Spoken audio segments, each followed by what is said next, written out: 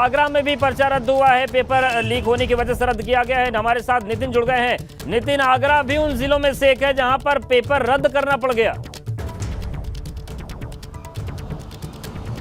देखिए बिल्कुल अवधेश, आगरा, अलीगढ़, मथुरा, ये मैनपुरी, ये वो जिले हैं जो 24 जिलों में शामिल हैं। तो कुल मिला के कहा जाए, एक बार ये सवाल खड़े हो रहे हैं कि आखिर ऐसे जो नकल माफिया, ऐसे कौन सी ताकतें हैं जो कहीं ना कहीं सीधे सीधे सरकार को चुनौती दे रही हैं और कहीं ना कहीं इसकी गोपनीयता और इसकी शुचिता, पवित्रता पर सवाल खड़े हो रहे हैं। और कहा जाए छात्रों की जो मेहनत है उसको कहीं ना कहीं कुछ ऐसे अराजक तत्व लगातार कहीं ना कहीं सेंधमारी कर रहे हैं। क्योंकि तो याद आ रहा है अभी से कुछ समय पहले कि किस तरीके से यूपी टेट की परीक्षा भी पूरी तरह से कहा जाए लीक हुई थी और उसको रद्द किया गया। प्रयागराज से लेकर शामली तक उसका भी नेटवर्क सामने आया था और उसको मुख्यमंत्री योगी आदित्यनाथ ने उस समय सख्त फैसले लिए थे और कहा था कि ऐसे जो कहा जाए जो लोग परीक्षा रद्द करने में शामिल होंगे उनके खिलाफ गैंगस्टर के तहत कार्रवाई की जाएगी, गिरोहबंद अधिनियम के तहत कार्रवाई की जाएगी, उनकी संपत्ति को जब्त किया जाएगा। लेकिन फिर भी ऐसे कहा जाए जो अपराधी हैं, ये अपराध कर रहे हैं उन तमाम लाखों करोड़ों छात्रों के साथ जो दिन रात मेहनत करके अपने स्वर्णिम भविष्य का सपना संजोए रहते हैं, दिन भर अपनी किताबों में अपनी आंखें फोड़ते हैं। लेकिन कुल मिला के जब वो परीक्षा केंद्र पहुंचते हैं तो उससे पहले ये खबर आती है कि पूरी तरह से परीक्षा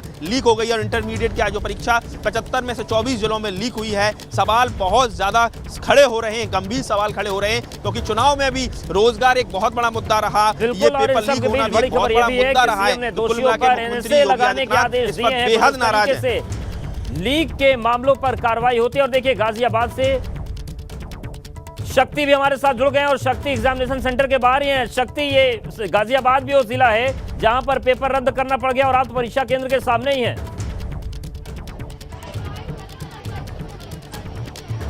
देखिए, अगर गाजियाबाद की बात की जाए तो गाजियाबाद में 65 ऐसे सेंटर है जहां पर बच्चों की जो परीक्षाएं हैं वो चल रही हैं और गाजियाबाद में 48,000 ऐसे बच्चे हैं जिन्हें पेपर देना है। और आज जो पेपर कैंसिल हुआ है, हम एक सेंटर के बाहर हैं, यहाँ पर आप देख सकते हैं तमाम छात्राएं हैं जो पहुंची हुई हैं, लेकिन अभी तक शायद इनके पास कोई जानकारी नहीं है। स्कूल जो सेंटर का जो गेट है, स्कूल का जो गेट है वह अभी बंद है। बात करते हैं, ये बताइए कि किस क्लास की छात्रा हैं आप?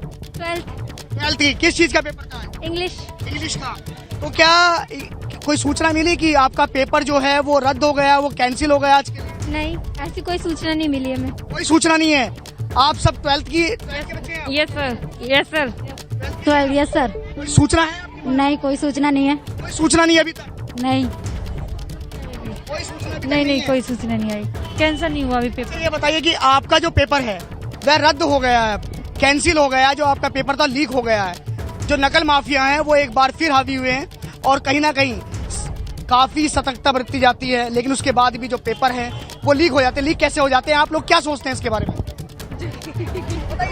बेटा बताइए। चलिए आप बताइए। चलिए देखिए, छात्राएं हैं, बोलने में थोड़ा शर्मा रही हैं। सवाल ये है, सबसे बड़ी बात यह है कि तमाम ये आप देख सकते हैं इसके बारे में आधिकारिक घोषणा हो गई है, तो फिर विद्यालय जो केंद्र हैं वो इन छात्रों को जानकारी क्यों नहीं दे रहे हैं अभी तक इस बात की कि पेपर लीक हो गया? बच्चे धूप में खड़े होकर परेशान हो रहे हैं।